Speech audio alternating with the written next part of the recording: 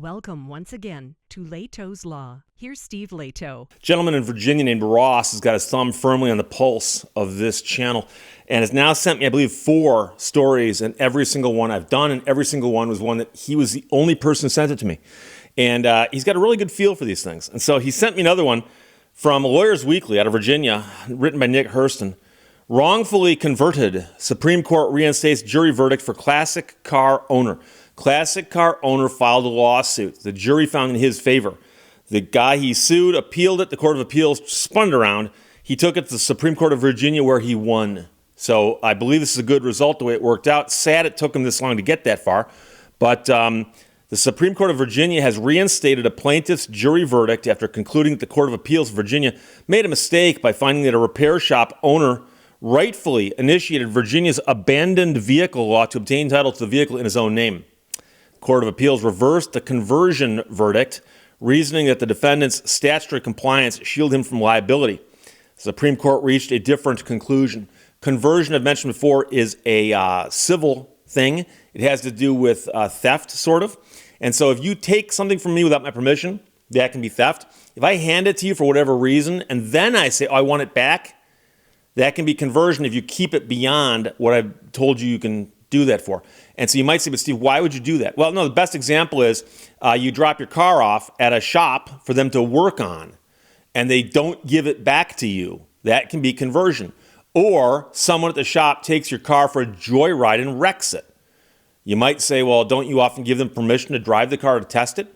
You might, but let's suppose you didn't. Let's suppose you dropped the car off because it needed something done that would never require a test drive to fix. And one of your guys took it for a joyride and wrecked it. Well, that's a conversion case, my friend, and I've handled quite a few of those. So the court wrote, viewing the evidence in the light most favorable to plaintiff, the only question we ask is whether a rational jury could have found by preponderance that the defendant converted the Mustang by wrongfully using the DMV's abandoned vehicle process as a pretext for severing the plaintiff's ownership rights in the vehicle and thereafter claiming it for himself. So that's from the opinion of the Supreme Court of Virginia. Because a rational jury could and did so find, its verdict cannot be set aside as plainly wrong or without evidence to support it. So here's what happened. A man owned a 1970 Ford Mustang, and he dropped it off at a collision repair shop. And he dropped it off. He's done work there before, had work done there before. And the guy who operates the shop agreed to work on it and was going to repaint it. And he'd worked on this car before, but also worked with this customer before. The repair order did not indicate a completion date. So when the shop finished the work, the owner was not satisfied. So he asked for the Mustang to be repainted. So apparently they agreed to repaint it. So meanwhile, the man who owned the vehicle said that he was at the hospital with his mother and then out of the country for a brief period of time. And the owner of the shop asked him to come pick up the vehicle. And so now the man can't come look at it himself because he's not there. He says, I'm going to send somebody by to look at the vehicle. And apparently the shop said, fine, have somebody come by and inspect the vehicle. After looking at the vehicle, they agreed it still needed painting. At least that's what the owner of the Mustang said. So at that point, the shop began the process to have the Mustang declared abandoned under the Virginia Code, the Abandoned Vehicle Act. And the owner had, by the way, paid for the work. And also, the owner of the shop had said he was not going to charge storage fees. So the question then becomes, wait, what's the problem with it being there? So in October, the DMV mailed notice to the owner's address of record, which is his parents' home in Michigan, not Virginia. And the man did not live at the house. And he said the notice never got there or he never saw it. But what happens with an abandoned vehicle notice is that the people who have possession of the abandoned vehicle go to the DMV and say, we've got an abandoned vehicle on our property. They fill out an affidavit, and then the DMV sends out notices. So there was a mistake here on the behalf of the owner because the DMV did not have his current correct address assigned to this vehicle.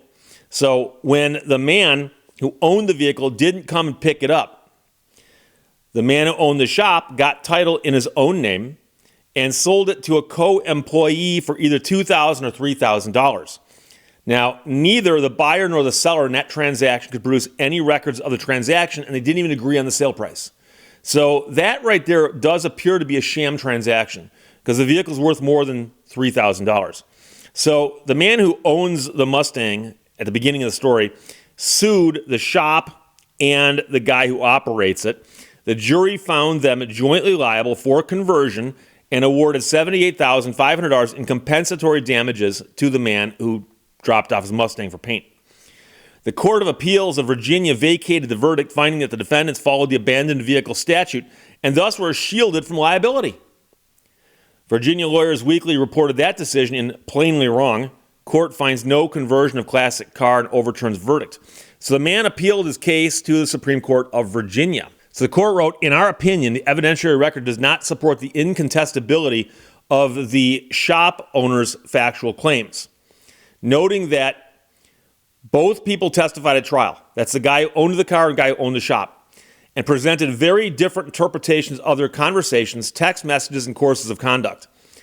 The justice credited the inspector's testimony that the Mustang needed more painting prior to the owner of the shop going through the abandoned vehicle process, as well as the Mustang owner's testimony that he thought that they're going to negotiate a discount to pick up the Mustang as is. So either I'll pick it up as it is, but he'd already paid for it, so I want a discount, or you repaint it.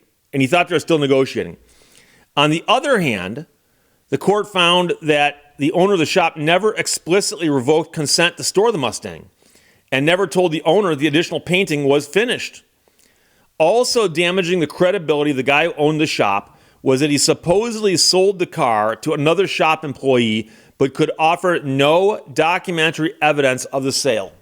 If this was a legit sale, there'd be paperwork. We believe that a rational fact finder could have rejected Butler's assertion that he ever actually revoked the contractual bailment that authorized the Mustang to remain in the shop until the agreed upon work was completed. So here, the shop owner's text message could fairly be interpreted by the owner of the car as an attempt to renegotiate the repair order. And when the owner of the car refused to capitulate after the inspection, then the guy who owned the shop initiated the abandoned vehicle process with the goal of divesting the owner of his ownership and vesting title in himself personally. So the justice wrote that the owner of the shop started and finished the process without once picking up his phone to call or text the owner of the car. And the owner of the car, by the way, is a longtime customer with whom he had been personally communicating about this vehicle for 3 months. So keep in mind that Virginia's Abandoned Vehicle Act does say an abandoned motor vehicle includes a vehicle brought onto private property with the consent of the owner, but remains there for more than 48 hours without their consent. So here the court said that statutory scenario describes the termination of a common law bailment, broadly defined as the rightful possession of goods by one who is not the owner. Typically, a bailment begins with delivery by the bailor and an acceptance by the bailee and ends when it is dissolved by mutual agreement at any time. Read in harmony with these common law principles, the without the consent triggering event means any automatic expiration of consent under the terms of the bailment or the proper exercise of the bailee's right, if any, to unilaterally rescind a prior consent. Keep in mind the repair order that described the work to be done did not have an end date on it. So you ain't going to find it there. The justice said that definition provided a statutory basis for answering the question of intention, which we consider to be a prime factor in determining whether there has been an abandonment.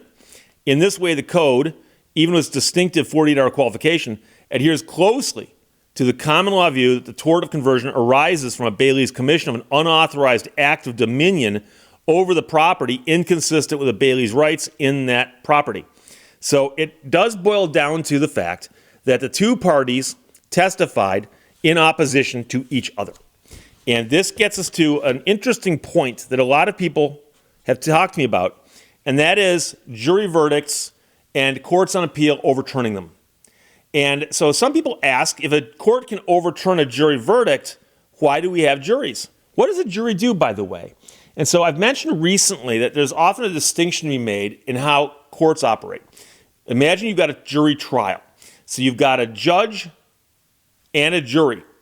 The judge is supposed to conduct the trial, run the trial, and answer questions of law and make rulings on questions of law. Is this admissible? Yes or no? The judge makes a decision. Then the jury finds questions of fact. Questions of fact. Question of law, question of fact. Two different things. Now, you can have a bench trial. The judge will decide all of it. But here we had a jury. So let's suppose that someone gets up on the stand and testifies and says A, B, C. They testify to facts A, B, and C. They testify to that. They swear to that, and they tell the jury that. Cross-examination, they stick to their guns. A, B, C. A, B, C. They go and sit down. The other side calls up a witness who testifies to D, E, F. Three different things. D, E, F. They are the exact opposite of A, B, C. I'm purposely not using real examples because people want to argue with them. This is a hypothetical. So let's assume that the first witness testified to three things, and another person got up and testified to the exact opposite of those three things.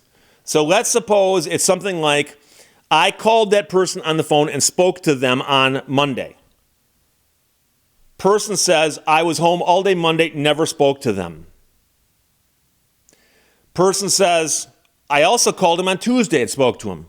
Person gets the stand and says, I was home all day Tuesday, never spoke to him. Guess what C is, okay? So you have diametrically opposed facts that have been brought into evidence. The jury is the arbiter of the facts. What is true when you've got witnesses who contradict each other? That is a job for the jury. Jury's over here, judge is over here. As the arbiters of fact, the jury makes a decision. So the jury could decide to believe one person over the other. Jury could decide to believe neither of them if they thought that neither was credible. Or if the jury could find some third alternative that's possible that they're both telling the truth. We don't know. It depends on the facts of the case. So here, you've got the guy who says, I brought my car in for work. They worked on it. They screwed it up. They admitted they screwed it up at one point. They were doing more work on it. And then I was just waiting to hear from them. And the shop says, no. We worked on it, and the guy abandoned his vehicle here, and we didn't. So we went through the process of getting the abandoned vehicle title.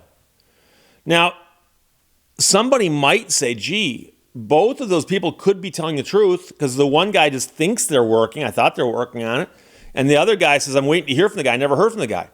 So then you start looking at other things. But what the court on appeal is looking at is, do the facts support a case where the jury could be right? And if a jury could be right, and there's more that goes into it, but I'm really summarizing here, then the jury verdict stands. Now, here's the thing. If a jury comes back with an impossible verdict, a verdict that is literally not possible under the law, a judge can overturn it, or an appellate court can overturn it. But here, the court's saying, look, there's testimony going both ways on this. And there's some oddities here. And one of the oddities is that the guy claims, I went through this process legally and I sold it to my employee for $2,000. The employee goes, no, I bought the car for $3,000. You don't even know how much you bought a $78,000 Mustang for? And there's no paperwork. And by the way, in Virginia, can you sell a car with no paperwork? I mean, and so it's interesting because the court here, the Supreme Court of Virginia, appears to be looking at other facts going, from all the facts that we have here, number one, the jury could have reached this verdict, which they did, so that's going to stand. But just in case you're curious what else is going on, there's some other issues as well. And so, interestingly, they called out the fact that the owner of the shop had been texting and speaking on the phone with the owner while he's trying to do the repairs. The second he decides that he wants to go the abandoned vehicle route, he stops communicating and just starts the abandoned vehicle route. And then a notice gets sent to the guy's old address in Michigan. Next thing you know, shop owner's got his car and quickly sells to an employee for about $75,000 below its value. So the court did the right thing here. And I remember in law school, we would read these cases like this. And you often would read cases where you see what happened at the jury level and you go, okay, trial level, that makes sense to me.